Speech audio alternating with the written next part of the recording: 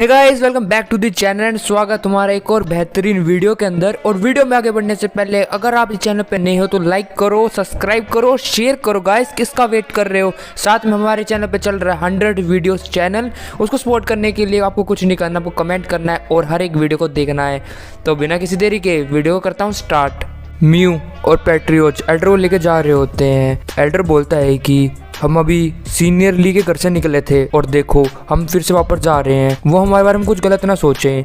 तभी हम लोग देखते हैं कि वहाँ पर दो बच्चे होते हैं जो आपस में खेल रहे होते हैं। एक लड़की का पीछा करते हुए बोलती है कि तुम यहाँ से मत भागो, बस मैं तुम्हारी पेंटिंग को देखना चाहती हूँ।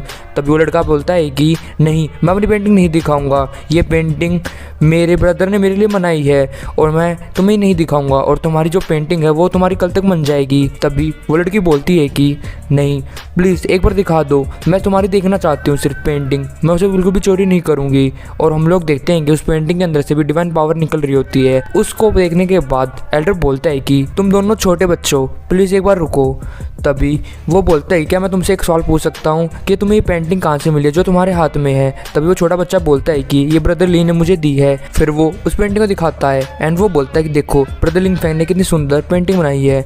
तभी हम लोग देखते हैं कि उस पेंटिंग को देखने के बाद एल्डर की जो आंखें हैं वो सह नहीं कर पाती और वो नीचे गिरने लग जाता है। फिर वो बोलता है कि इस पेंटिंग के अंदर से सन की बहुत ज़्यादा पावरफुल वे आ रही है। सच में मैं यकीन नहीं कर सकता कि इतनी खतरनाक पेंटिंग ब्रदर लिंग फैंग ने बनाई है, और उसकी वजह से ही मेरी बॉडी की जितनी भी चोटें थी वो सारी ठीक हो चुकी हैं। ये बात सुनने के बाद पैट्रियोट बोलता है कि क्या आपकी सारी चोटें ठीक हो चुकी है? बट ये कैसे हो सकता है? लगता है सीनियर ली ने सब कुछ पहले कैलकुलेट कर लिया था और उसे पता चल गया था कि हम ईवल दोबारा हट के गए हैं, इसलिए उन बच्चों के हाथों से वो पेंटिंग हमारी तरफ बुलाई गई ताकि हम ठीक हो सके। तभी एल्डर बोलता है कि सीनियर ली बहुत बड़े वाले कैरेक्टर हैं, तो उन्होंने जरूर कुछ सोच समझ के सब कुछ करा होगा, इसी कारण उन्होंने उस बंदे को नहीं मारा। तभी म्यू पीछे से बोलती है कि अगर ऐसी बात है तो वो हमारी इस मदद करने के लिए खुद क्यों नहीं आए? तभी एल्डर बोलता है कि मुझे डर है कि हमें इतनी ज़्यादा समझ नहीं है कि हम इस बात को समझ पाए, बट मुझे लगता है ब्रदर सीनलाई ने हमारी बहुत ज़्यादा मदद करी है और हमें इस बात का रिपे करना चाहिए अपने दिल से। फिर म्यू बोलती है कि यस डिसेबल, मैं समझ रही हूँ कि आप क्या कहना चाहते हो, और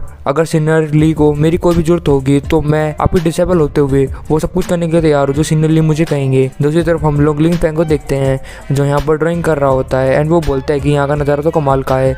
सच में ये सिस्टम तो बहुत ज़्यादा स्ट्रिक्ट है, मुझे इस मौसम के अंदर भी पेंटिंग करने के लिए माउंटेन पे आना पड़ा, बट यहाँ की जो सीनरी है वो ज़्यादा ब्यूटीफुल है और उसे ड्राइंग करने में मज़ा आ रहा है। दूसरी तरफ हम लोग देखते हैं कि एक ईगल, एक बच्चे टाइगर का पीछा कर रहे होते हैं, वाइट टाइगर का। मतलब वो पंछी बोलता है कि हमें इसे कैच करना पड़ेगा, ये वाइट टाइगर का ब्लड अगर हमें मिल जाता है तो हम इंसानों में चेंज हो सकते हैं।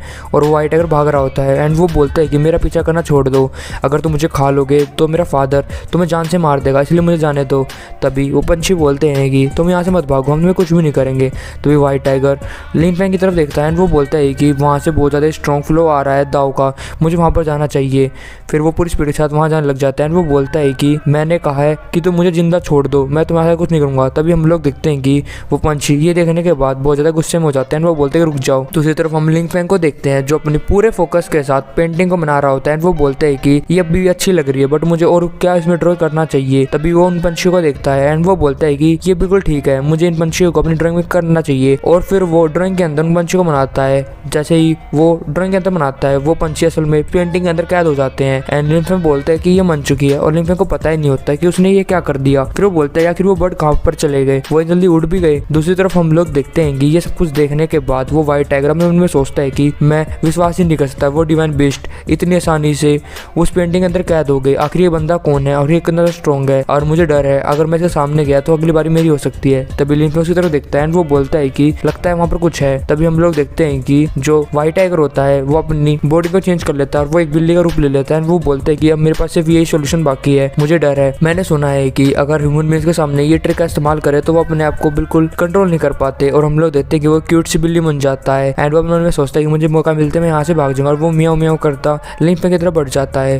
लिंग फैंग बोलते हैं यहाँ पर एक बिल्ली क्या कर रही है। फिर वो बोलता है कि इट्स जैसी ब्यूटीफुल कैट आखिर जंगल में क्या कर रही है। फिर जो वाइट टाइगर होता है वो अपने मन में सोचता है कि असल में वो लड़की है, तो वो अपने मन में सोचती है कि मैंने सोचा नहीं था कि वो मेरे अपीयरेंस से ज्यादा प्रभावित हो जाएगा। तभी लिंग फैंग बोलता है कि तुम मेरे मेरे यहाँ पर आओ। और हम लोग देखते हैं उसको गोदी में उठा लेता है और उसे गले लगाने लग जाता है और बहुत सारे अजीब से मुंह बना रहा होता है। वो बोलता है कि मुझे बहुत सारा टाइम हो चुका है एक बिल्ली को गले लगाए हुए, प्लीज़ मेरे पास आ जाओ, मुझे तुम्हारी सॉफ्ट स्किन को छूने दो, सच में तुम तो बहुत ज़्यादा वाइट और परफ्यूम, मुझे तुम्हें छूने में मज़ा आ रहा है।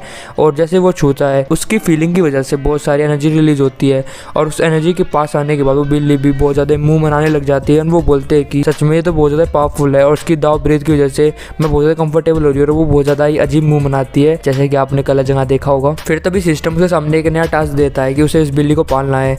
तभी ये सुनने के बाद लिन फैन बोलते हैं कि सच में मैं इस जॉब को करने के लिए बहुत ज़्यादा खुश हूँ। और हम लोग देखते हैं कि उस बिल्ली के तो प्राणी निकल जाते हैं क्योंकि वो सहन नहीं कर पाती लिन दाव की पावर को। दूसरी तरफ हम लोग देखते हैं कि लिन फैन उसे अपने घर पे ले आता है एंड वो मुर्गे की तरफ देख रही होती है वो बिल्ली। एंड वो बोलते हैं आखिर यहाँ पर क्या हो रहा है, सच में यहाँ पर तो बहुत ज़्यादा स्कैरी बीस्ट है इस घर के आसपास और ये बंदा इतनी आसानी से वहाँ पर रह रहा है। और वो चिकन के पास देखती है, चिकन का देखते ही वो डर जाती है। तभी वो नीचे गिरने वाली होती है। तभी हम लोग देखते हैं कि लिन फैन वहाँ पर आकर उसे बचा लेता है। वो बोलता है कि अपना ध्यान रखो, अगर तुम वहाँ पर गिर जाती तो तुम्हें चोट लग जाती, क्या तुम भूखी हो क्या। तभी वो अपने मन में सोचती है कि जब भी मैं इस ओनर के पास जाती हूँ अपने आप पावर बढ़ने लग जाती है और मुझे उम्मीद है कि अगर मैं इसके साथ 4 दिन रहूंगी तो शायद मैं उन जानवरों जितनी ज़्यादा स्ट्रॉन्ग हो जाऊंगी जो बाहर की तरफ है और मैं यहाँ पर राज कर पाऊंगी। तभी लिन फैन बोलता है कि मुझे नहीं पता कि तुम्हें खाने में क्या पसंद है, बट मेरे पास यही है खाने के लिए, तुम इसे आराम से खाना। तभी वो बिल्ली से खाने लग जाते हैं। वो बोलते हैं कि इसके अंदर बहुत स्पिरिचुअलिटी निकल रही है और ये टेस्ट मेरे लिए बहुत ज़्यादा ही अच्छा है। तभी हम लोग देखते हैं कि लिन फैन के हाथ पर उसकी जीभ लग जाती है, जिसके बाद लिन फैन बहुत ज़्यादा शर्मा जाता है। एंड वो उनमें सोचता है कि मैं काफ़ी समय से सिंगल रह रहा हूँ, देखो मुझे बिल्ली से फीलिंग आ रही है। और वो ये कहकर वहाँ जाने लग जाता है। वो बिल्ली अपने उनमें सोचती है कि तुम शर्माते हो तो तुम्हारी एनर्जी फ्लो है वो बहुत ज़्यादा ही बढ़ जाता है और ये मेरे लिए बहुत ज़्यादा अच्छा है। फिर हम लोग रात का सीन देखते हैं जहाँ पर लिन फैन सो रहा होता है और वो बिल्ली उसके आसपास घूम रही होती है। एंड वो बोलती है कि तुम सो गए हो। और फिर वो अपना रूप चेंज करती है और वो एक लड़की में बदल जाती है। एंड वो अपने मन में सोचती है कि जो तुम्हारी दाव की फीलिंग है वो कमाल की है, जिससे मैं बहुत ज़्यादा स्ट्रॉन्ग हो रही हूँ। अगर मैं ऐसे तुम्हारी दाव की पावर को लेती रही तो शायद मैं अपनी रेस के अंदर सबसे ताकतवर बन जाऊंगी। फिर वो उसके पास लेटने लग जाती है। तभी लिन फैन की आंखें खुलती है एंड वो उस लड़की को देखता है और लड़की उसके ऊपर बैठी होती है गलत जगह पर। तभी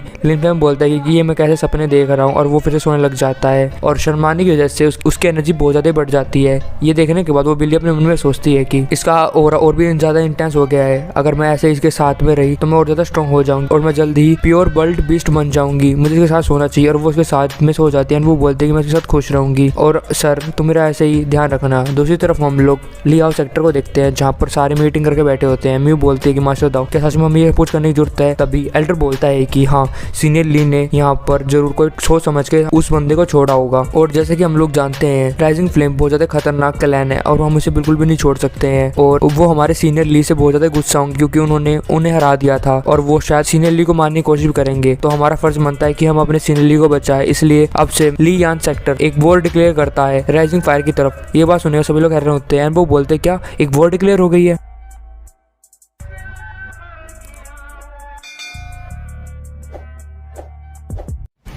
Thanks! Love you!